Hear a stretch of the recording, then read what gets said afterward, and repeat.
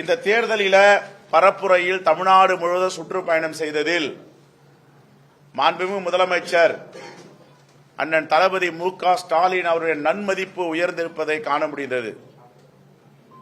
அவர் அளித்த நல்லாட்சிக்கு மீண்டும் நற்சான்றிதழ் மக்கள் வழங்கியிருக்கிறார்கள். மே 4ஆம் தேதி பெருவாரியான வாக்கு வித்தியாசத்தில் மதச்சார்பற்ற முற்போக்கு கூட்டணியின் வேட்பாளர்கள் வெற்றி பெறப் போகிறார்கள். அவர்களுக்கு என்னுடைய அட்வான்ஸ் வாழ்த்துக்கள். கடந்த வாரம் பார்த்திருப்பீங்க, தலைவர் ராகுல் காந்தி பொன்னேரி வந்தார், சோளிங்கர் வந்தார், துறையூர் வந்திருந்தார்.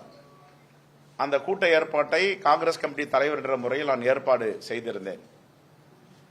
ஒரு நெருக்கடிகள் வந்தன. நாங்கள் எங்கும் வாய் திறக்கவில்லை. எல்லா நெருக்கடியும் தான் நாங்கள் பார்த்து கொண்டிருக்கிறோம் கடந்த 12 ஆண்டுகளாக. முடிந்த பிறகு 2ஆம் கட்ட பிரச்சாரத்திற்கு தமிழ்நாட்டிற்கு வருவதாக உறுதி செய்யப்பட்டது.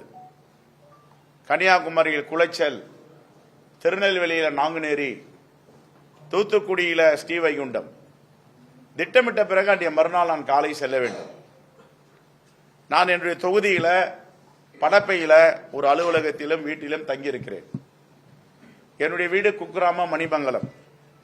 சிசிடிவி என்ற பேச்சுக்கு அந்த குக்கிராமத்தில் வாய்ப்பு இல்லை, ஆனால் படப்பையில் இருக்கு.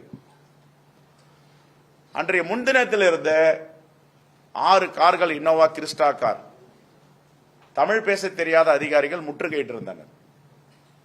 தகவல் அறிந்தும் நான் வழக்கமாக திருப்பந்தூர் தெற்கு ஒன்றியத்தில் பிரச்சாரத்துக்கு சென்று விட்டேன்.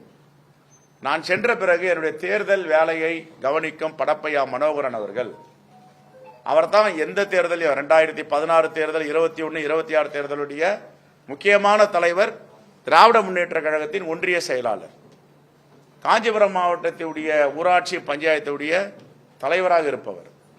அவருடைய மனைவி சரஸ்வதி மனோகரன் குன்றத்தூர் ஒன்றிய பஞ்சாயத்து பெருந்தலைவர். இவர்கள் வீட்டில் தான் என்னுடைய அலுவலகம். நான் அங்கே தான் இருப்பேன். நான் அப்படி போன உடனே இரவு வந்தாங்க. முதல்ல ஒரு ஆள் அனுப்பி சிசிடிவி ஆஃப் பண்றாங்க. ஒரு ஜனநாயக நாட்டில் வெளிப்படைத்தன்மையோடு நீங்கள் சோதனை செய்ய வேண்டும். ரைடு பண்ணனா எதுக்கு சிசிடிவி ஆஃப் பண்றீங்க?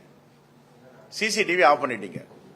ஆஃப் பண்ணிட்டு எல்லா செல்போனையும் வயதான அம்மா, 80 வயதை கடந்த அவங்க அம்மா, அவங்க குழந்தைகள் செல்போன்லாம் பிடிங்கி வச்சுட்டு, சோதனை என்ற பெயரில் பணம் எங்க, இங்க பணம் இருக்கு, பணம் எங்க?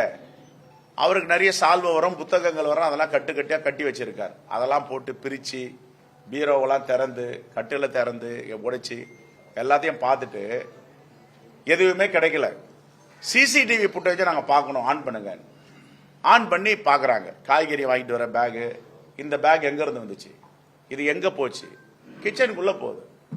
அதற்கு பிறகு எதுவுமே கிடைக்கல பேரு கையெழுத்து வாங்கிட்டு அந்த சிசிடிவி ஆஃப் பண்ணாம வெளியேறாங்க.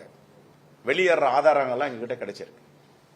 ஆனா என்ன சொல்றாங்க, அன்னைக்கு மறுநாள் என்னுடைய குக்கிராமத்தில் 4 வண்டியில ஆலடி அம்மன் கோவில், திருவதி அம்மன் கோவில், குளங்கள், என் வீடு பக்கத்தெல்லாம் கார் இருக்கு. டிரைவர் ஓடி போயிட்டான். இங்கே ரைட் நடக்க போகுது, முற்றுகையிட்டுட்டாங்க அப்படின்ட்டு. நான் காலையில எங்க தலைவர் ராகுல் காந்தியுடைய பிரச்சாரத்துக்கு போகணும். இது மாதிரி பண்ணிட்டு ஒரு அறிக்கை கொடுக்குறாங்க சிடிபிடில இருந்து.